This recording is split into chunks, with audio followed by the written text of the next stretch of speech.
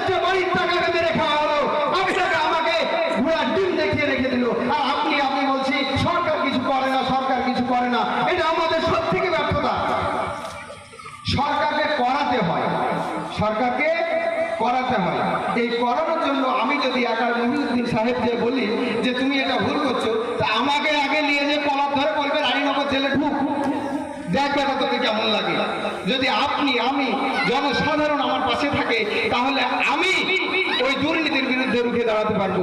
আমার রাস্তাটা পাকা হবে, আমার রাস্তাটা সঠিক গাড়ি নিয়ে চলবে, যার ফলে রাস্তাটা একটা নির্দিষ্ট সময়, অর্থাৎ একটা রাস্তার মেয়াদ থেকে 5 বছর কন্ট্রাক্ট নেওয়ার পরে এই 5 বছর রাস্তাটা ঠিক থাকবে, আর রাস্তা দেখভাল করার জন্য লোক থাকবে।